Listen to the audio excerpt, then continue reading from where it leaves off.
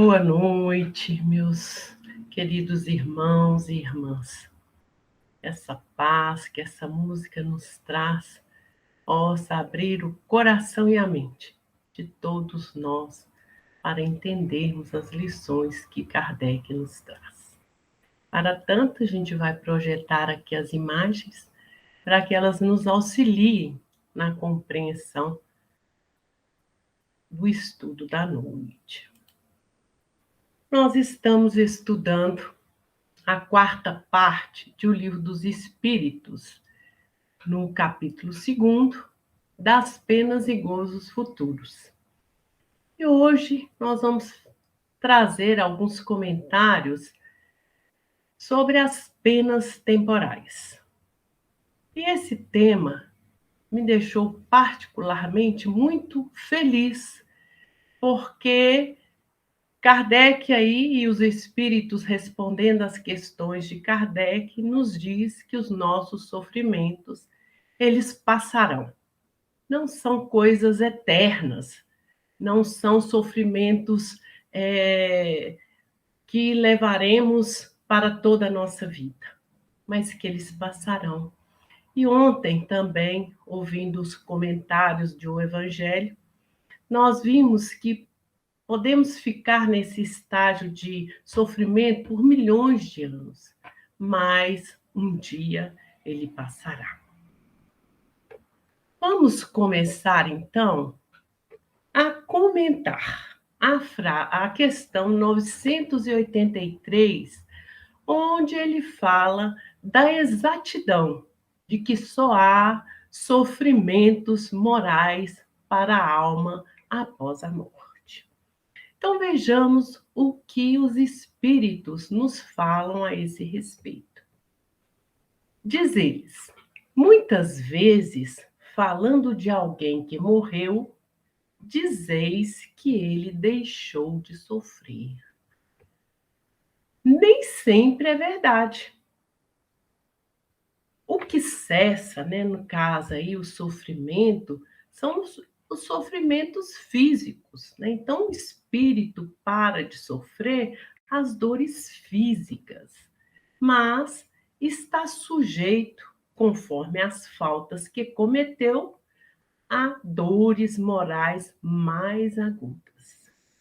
E aqui me fez lembrar, nesse momento tão solene que é a nossa passagem para o mundo espiritual, esse momento do sepultamento, me fez lembrar na obra Obreiros da Vida Eterna, de André Luiz, psicografia de Chico Xavier, quando do desencarne de Dimas. E também vendo esses slides que traz aí do tratamento, da questão do pensamento. Então, Dimas, ele tem o seu término aqui no mundo físico, e aí tem aqueles companheiros que vão lá no sepultamento e começam as conversas inoportunas. Então, como nós vimos aí nas imagens dos slides, o nosso pensamento é força. E quando nós o direcionamos de forma inadequada, nós atraímos espíritos sofredores que podem, inclusive, intensificar essas dores morais do espírito que acaba de partir. Na questão 393 do Livro dos Espíritos, eles comentam o seguinte: quando o homem retorna à sua vida primitiva, ou seja, a vida espiritual, toda a sua vida passada se desdobra diante dele. Ele vê as faltas que cometeu e que são a causa do seu sofrimento. E aqui também a gente pode lembrar o estudo que foi feito ano passado, do livro A Crise da Morte, quando Ernesto Bozano nos coloca lá que nós temos a visão panorâmica, ou seja, é uma retrospectiva dos nossos atos, para que nós possamos, então, reintegrar nessa nossa morada, que é a vida espiritual. E o que é interessante também é que Se nós estivermos numa boa posição, numa condição espiritual melhor, nós vamos compreender que a posição na qual nós nos encontramos é justa. E faremos esforços para buscar, então, uma nova existência, ou seja, nós vamos buscar, através da lei da reprodução, o retorno ao mundo espiritual. E aqui também a gente abre outro parênteses. E é com André Luiz, com as obras que ele nos trouxe aí através de Chico Xavier, que nós vamos perceber que nem todos nós estamos nessa posição de compreensão. Então, muitos espíritos, como André Luiz coloca, são milhões de espíritos sofredores que ainda não têm essa capacidade de entendimento. Então, a utilização dessa lei de reprodução, ela é feita de forma compulsória. Muitos espíritos são ajudados, são trazidos a essa nova oportunidade por intercessão do mundo espiritual superior. Então, outra coisa que a gente vai observar que nessa busca de uma nova existência é que ela não, assim, cheguei no mundo espiritual, verifiquei que eu estou bem, que eu vou buscar uma nova encarnação. Não, a gente precisa trabalhar, ajustar, reorganizar, ajuntar os espíritos que nós prejudicamos. Nesse novo estudo que nós faremos, que está anunciado aí, que é ação e reação, nós vamos verificar que Druso e Silas, eles ficaram 50 anos esperando encontrar a pessoa, o espírito que eles prejudicaram, e vão trabalhar para reorganizar a vida aqui no mundo espiritual. Então, nós vamos ver nessa posição que ela depende da nossa condição espiritual. E lembrar que nessa nova existência, na qual nós programamos, né, ou que nós estamos sujeitos a ela, o mal rico pedirá esmola e estará sujeito a todas as privações e misérias. O orgulhoso a todas as humilhações. O que abusa de sua autoridade e trata com desprezo e crueldade os seus subordinados, se verá forçado a obedecer a um patrão mais duro do que ele foi.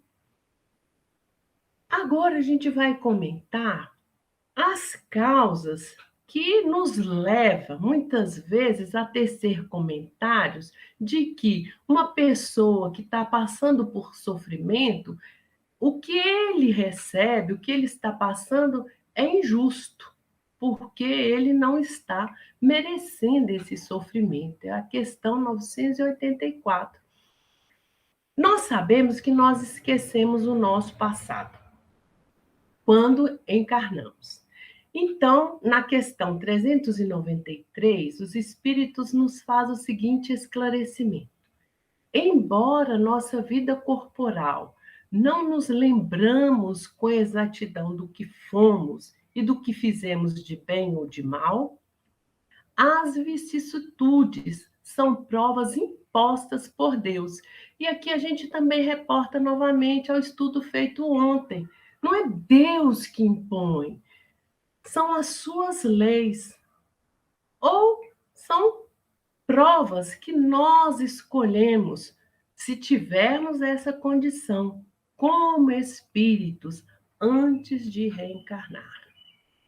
Eis porque aquele que vos parece justo, muitas vezes sofre. Então, é o passado que está aí trazendo essas oportunidades de crescimento. É o passado que o pune, é o que ele fez nessa vida que ele poderá no futuro ter que resolver de forma a adequar-se às leis de Deus. Comentemos agora, na questão 985, a possibilidade de podermos reencarnar num mundo menos grosseiro do que a Terra. Todos nós estamos ouvindo falar do mundo de regeneração que vai ser melhor. Qual é a possibilidade de nós estarmos tendo essa oportunidade de frequentar mundos melhores? É a consequência de sua depuração. Nós precisamos, então, depurar os nossos espíritos. E aqui a gente traz a lembrança do espírito Bezerra de Menezes, né, que tem essa possibilidade já de encarnar em mundos melhores, se é que eu posso utilizar essa expressão, mas que ele pode viver em mundos melhores. Nós vamos ter lá na obra Nosso Lar a mãe de André Luiz habitando também outra atmosfera, na qual ele não pode ir e vir à vontade. Então, nós temos aí com a obra de André Luiz trazendo-nos estas informações. Então, é à medida que o espírito se vai purificando, que é a lei do progresso aí trazendo essa oportunidade para nós, porque a nossa meta é a perfeição, passam a encarnar em mundos cada vez mais perfeitos. Falemos agora da possibilidade da alma reencarnar no mesmo mundo, mesmo tendo progredido. Os espíritos nos esclarecem que é a lei de reprodução que nos dá essa oportunidade. Então, nós podemos viver muitas vezes no mesmo globo. E é isso que acontece conosco. Nós encarnamos aqui várias vezes, milhares de vezes, para podermos resgatar as nossas faltas e mais contribuir para o progresso do nosso planeta. Então, poderemos reaparecer muitas vezes na Terra. Mas caso não tenhamos também concluído a nossa missão, o espírito que está naquela condição de escolher, ele pode então pedir uma nova existência. Na questão 987, ele fala da consequência de não fazer o mal, mas também nada se fazer para se libertar da influência da matéria. É aquele que não faz mal, mas não faz nada para resolver o seu problema.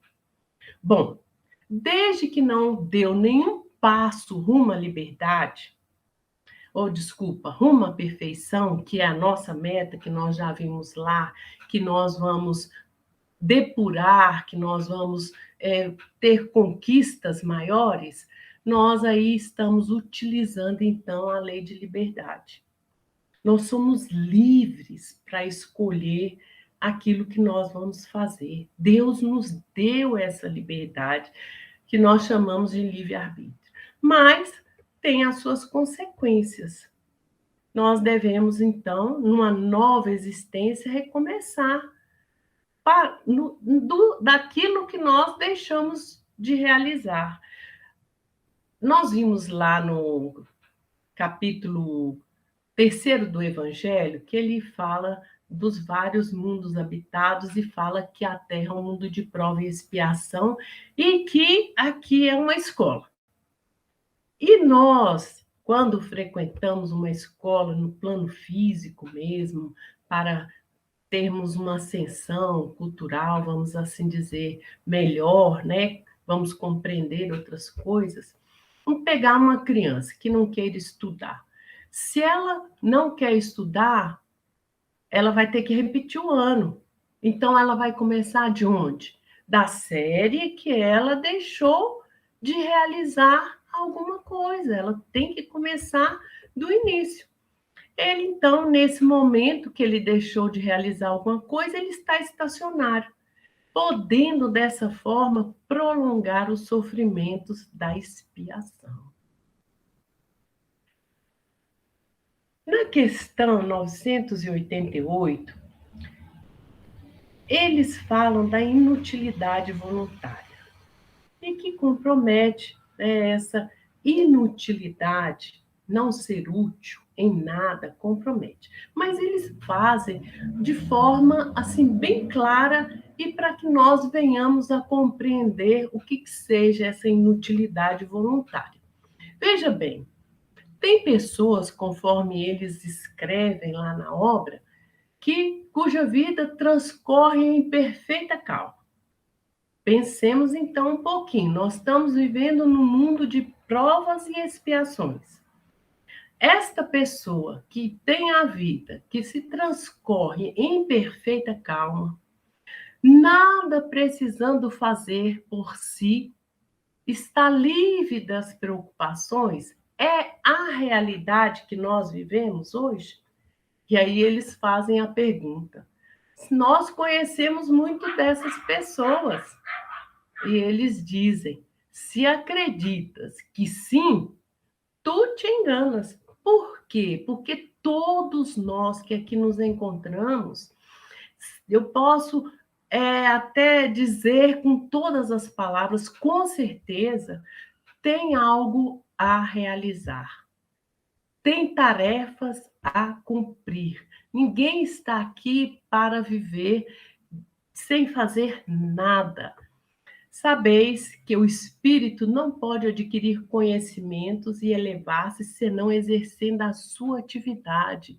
É a lei do trabalho que nos dá, que Deus, na sua infinita misericórdia, nos oportuniza para que nós venhamos a crescer, a nos elevar.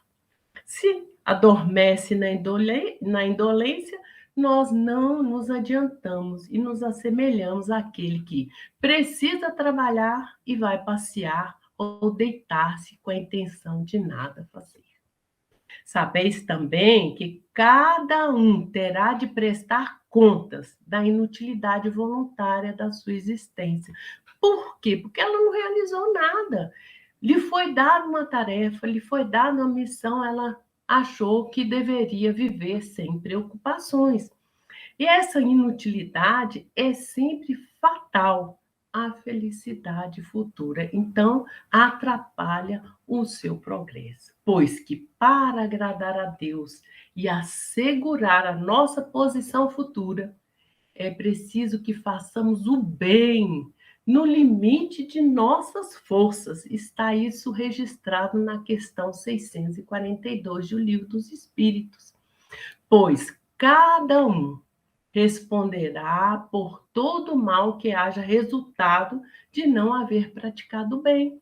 Nós temos que exercer a lei de justiça, amor e caridade. Não há ninguém que não possa fazer o bem.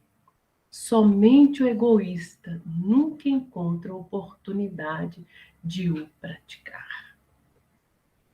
A última questão, que é a questão 989, fala da dupla consequência de que nós, em função do nosso caráter, realizamos em nós e para aqueles que nos cercam. Diz os Espíritos: há pessoas que, embora não sejam realmente más, tornam infelizes, em virtude de seu caráter, todos os que a cercam. Cada um será punido não só pelo mal que haja feito, mas também pelo mal que tenha provocado. Isso está na questão 639. E em outra existência sofrerão o que fizeram os outros sofrer. São as novas existências que nós comentamos nos slides anteriores. E para a nossa reflexão, eu trouxe uma lição do livro Fonte Viva, do Espírito Emmanuel, através da psicografia de Chico Xavier. Tem como título Nunca Desfalecer. Enquanto te encontrares no plano de exercício, qual a crosta da terra, sempre serás defrontado pela dificuldade e pela dor.